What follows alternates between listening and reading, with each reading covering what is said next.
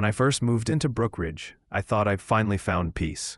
The house wasn't huge, but it had a wraparound porch and enough space for my dog to run. After years of working 80-hour weeks as a software consultant, I wanted quiet evenings, the sound of cicadas, and the occasional glass of bourbon on the deck. My landlord, Arthur Wynne, told me the lease came with full access to the community lake and pavilion, a perk negotiated years ago when he invested in the development. That alone sealed the deal. I'd grown up fishing, and the idea of walking to the lake after work felt like a dream. The dream didn't last long. The first time I went down to the lake, tackle box in one hand and a cooler in the other, a woman in a pressed white polo shirt intercepted me on the dock. She looked like she was carved out of stone. Stiff posture, sharp features, sunglasses that never moved as she spoke. "You can't be here," she said flatly. "This lake is for Brookridge HOA members only." I told her I lived on Alder Lane, explained my landlord had invested in the project, and guaranteed lake rights for his property. She didn't blink. "I'm Meredith Shaw, HOA president. I know every property under our jurisdiction. That house isn't one of them. You need to leave immediately before I call security." I tried to stay calm. "I have it in writing. It's in my lease." She pulled out her phone like a weapon. "Then we'll let the police sort it out." I left, heat rising in my ears, while a few people on the pier whispered and stared. That walk back to my house was the longest of my life. I felt humiliated, angry, and just a little afraid. That night I dug through my lease. There it was in black and white. Tenant shall enjoy full access to Brookridge Lake and Pavilion, per agreement dated July 2009 between Arthur Wynne and Brookridge HOA. Arthur had even initialed next to the clause. The next morning, Arthur confirmed it.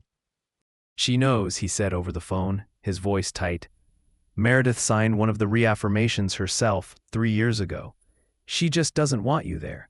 She's been trying to erase that agreement since she took over. Don't let her intimidate you." He emailed me the original covenant, stamped by the county recorder's office. My rights weren't some handshake promise. They were legal, binding, permanent. Still, when I went back to the lake a week later, Meredith was waiting. This time she had another board member with her, a nervous man who avoided my eyes. I showed her the paperwork. She didn't even look. "I won't discuss forged documents," she snapped. Then, in front of everyone, she dialed 911. When the officer arrived, I handed him the covenant. He read it, asked Meredith a few curt questions, and shrugged. "Looks valid. This is a civil matter. He can stay." The officer's words didn't comfort me. They only painted a target on my back.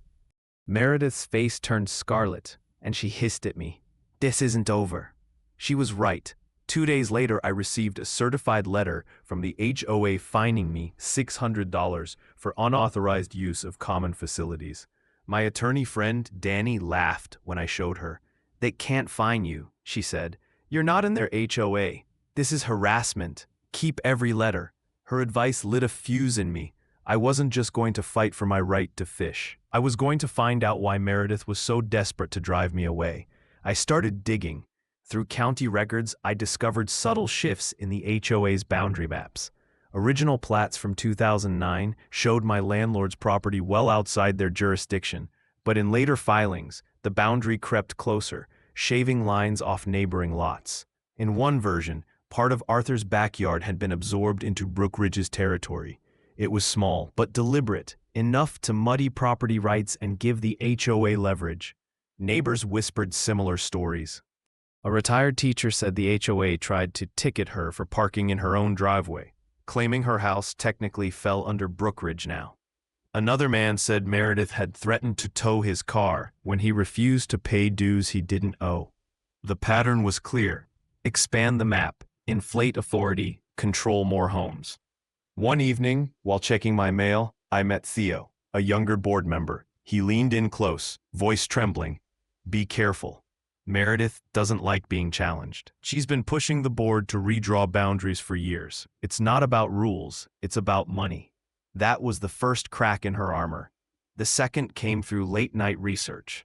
7 years ago, Meredith resigned as treasurer of another HOA after an audit revealed financial irregularities. The case was quietly closed, no charges filed. I began to suspect Brookridge wasn't just about control. It was a cash cow. When the monthly HOA meeting rolled around, I showed up with copies of every map, covenant, and record I'd unearthed. Meredith tried to block me at the door, insisting outsiders weren't allowed, but Theo cited the bylaws. Observers from neighboring properties were permitted. With 30 homeowners watching, she had no choice but to let me in. For half an hour, she droned through routine business. Then came new measures. New security cameras, ID cards for the lake, a $250 assessment for each household. I stood. Before you vote, you should know why these measures are being proposed. Meredith snapped. Observers don't speak, but the room wanted answers. Murmurs turned into demands. Finally, she relented. I held up the covenant. My property has permanent rights to the lake. Meredith knew this. She called the police twice rather than acknowledge it. That's not all. The maps have been altered, boundaries shifted. Properties that were never in Brookridge are now claimed as dues-paying lots. I spread the maps across the table. Gasps filled the room. Then Arthur, my landlord, strode in, gray-haired and commanding. I invested in this place when it was built, he said. I signed the covenant. Meredith, you reaffirmed it yourself 3 years ago. Are you calling your own signature a forgery? For the first time, Meredith faltered. Then an anonymous email hit every homeowner's inbox the next morning. Financial records, contracts with companies owned by her relatives, thousands of dollars in consulting fees with no oversight. The sender admitted complicity but refused to stay silent any longer. I knew instantly it was Theo. The next HOA meeting turned into a tribunal. Neighbors shouted, demanding answers. Meredith stammered about taken out of context and smear campaigns, but the vote was swift. She was suspended pending audit. Cornered, she screamed, "You don't understand. I won't lose again." Not like last time. The room went still. What last time? Someone asked. She stormed out without answering, but I found out soon enough. Arthur and Danny helped piece it together. 10 years ago, Meredith tried to acquire Arthur's property through falsified deeds. The scheme would have given her direct access to the lake, doubling her home's value. County officials caught it, but the resolution was hushed. To avoid scandal, she agreed to a settlement, guaranteeing permanent lake access for Arthur's property. My lease was built on that very settlement. That was her failure.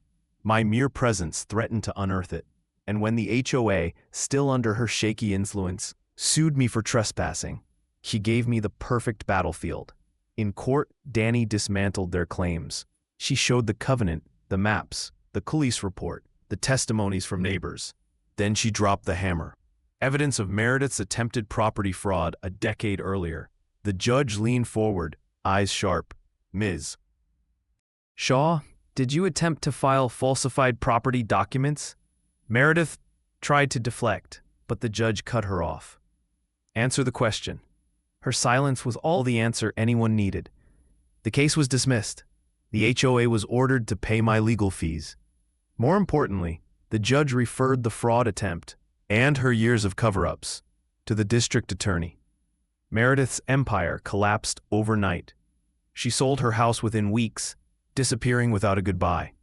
The new board, led by Theo, sent me a letter of apology. They reaffirmed my lake rights, invited me to join a neighbor relations committee, even handed me a permanent access card with my name etched on it. But the real victory wasn't a piece of plastic. It was watching neighbors who had been divided by fear and fines finally come together. Families from both sides of the boundary picnicked at the pavilion. Kids fished off the dock beside me. The line between HOA and non-HOA blurred into nothing. One evening, Arthur joined me by the water. He sipped his coffee, eyes on the sunset. You know, most people would have just packed up and left. I cast my line and smiled. Most people haven't been told they don't belong when they damn well do. The lake rippled in the fading light, calm and endless. For the first time since moving here, I felt it. The peace I'd been chasing. Not because the HOA allowed it, but because I hadn't let them take it away.